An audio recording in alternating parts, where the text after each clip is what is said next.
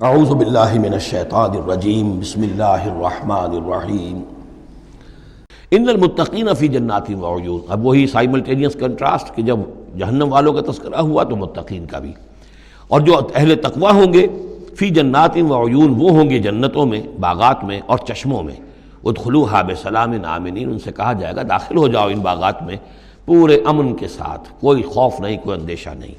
وَنَزَعْنَا مَا فِي صُدُورِهِم مِّن غِلٍّ، یہ مضمون پہلے بھی آ چکا ہے، اور ہم نکال دیں گے ان کے دلوں میں سے جو کچھ کدورت ہوگی، اہل ایمان کی آپس میں کوئی شکوہ، کوئی شکایت، کسی سے کوئی تکدر ہو، کوئی غل ہو، وہ ہم نکال دیں گے۔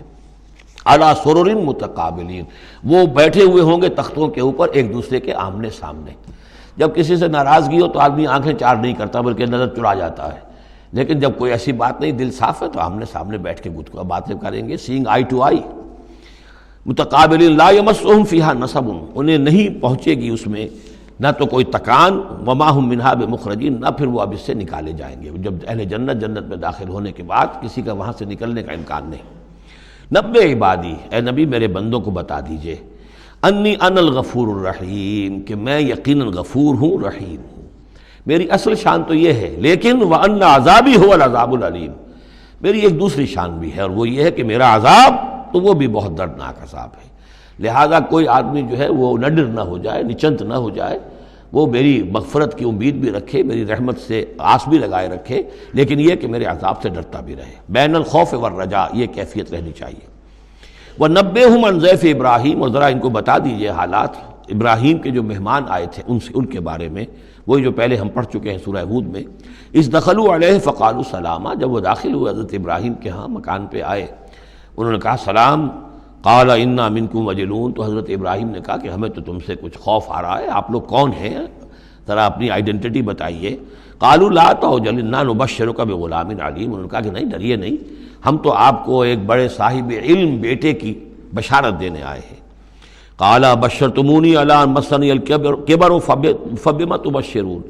تو حضرت ابراہیم نے فرمایا کہ یہ کیا بشارت آپ مجھے دے رہے ہیں، اس کے باوجود، علا یہاں علی الرغم کے معنی میں، اس کے باوجود کہ مجھ پر بڑھاپا طاری ہو چکا ہے، تو ذرا سوچ سمجھ کے بشارت دیجیے، کوئی غلطی تو نہیں لگی ہے آپ کو۔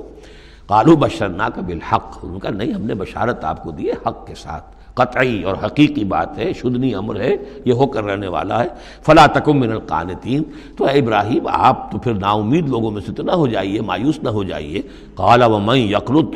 یقنط من رحمت ربہ الا الضالون، تو حضرت ابراہیم نے کہا کہ ہاں یہ بات تو آپ صحیح کہہ رہے ہیں، اللہ تعالیٰ کی رحمت سے مایوس تو صرف وہی ہو سکتے ہیں جو گمراہ ہوں۔ یہ اللہ کی قدرت، اللہ کی رحمت، عین بڑھاپے میں اللہ مجھے اولاد دے دے، 87 برس کی عمر میں بیٹا دے دے، جیسے اس نے حضرت یحییٰ کی والدہ کو، جو کہ بالکل بانجھ رہیں ساری عمر، اور حضرت زکریا جو ہیں بہت بوڑھے ہو چکے تھے، اسی طریقے سے معاملہ یہاں بھی ہوا ہے۔ قال فما خطبکم ایھا المرسلون، اب انہوں نے پوچھا کہ اے فرشتادو،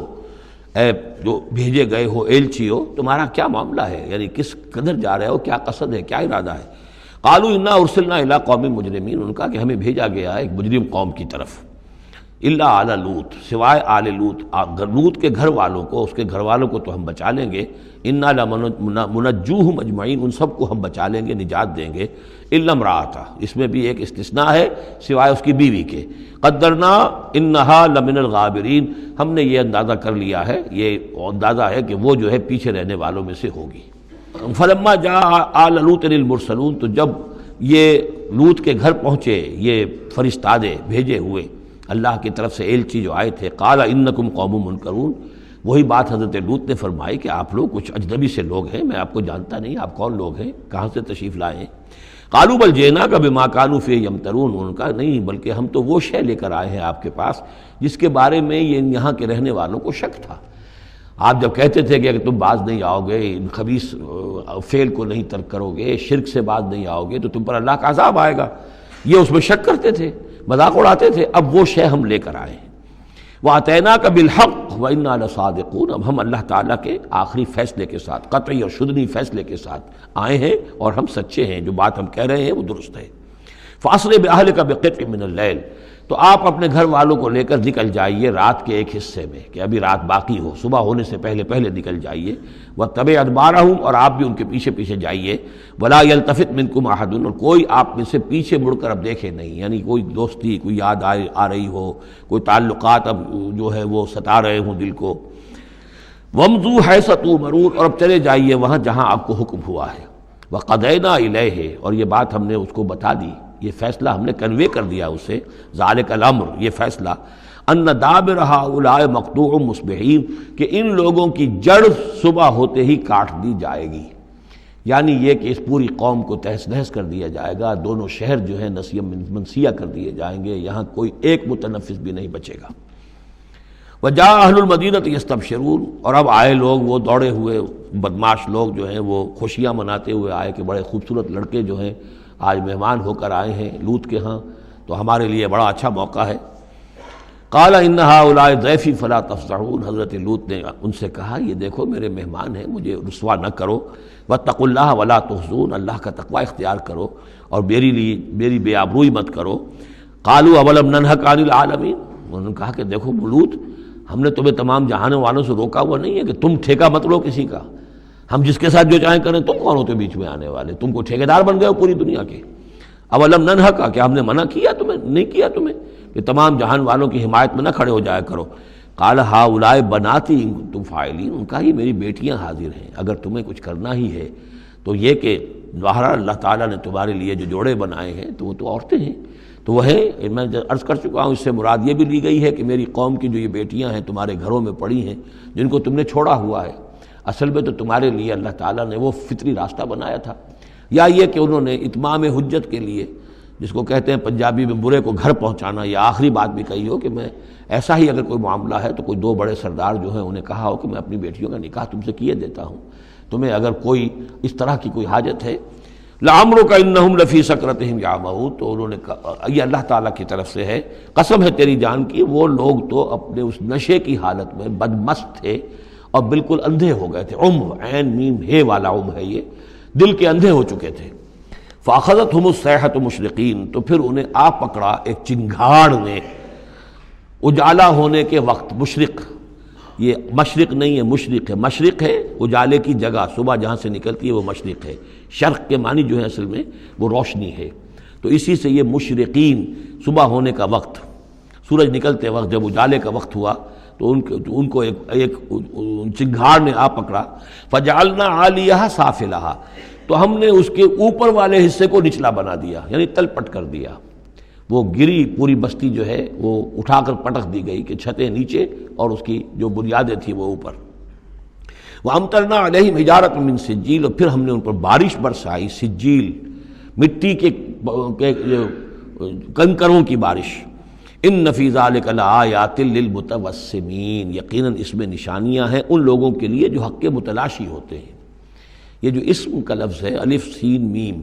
اور الف جو ہے اس میں ادھر حقیقت جو اصل اس کا حروف اصلیہ میں سے نہیں ہے، سین میم ہے اصل،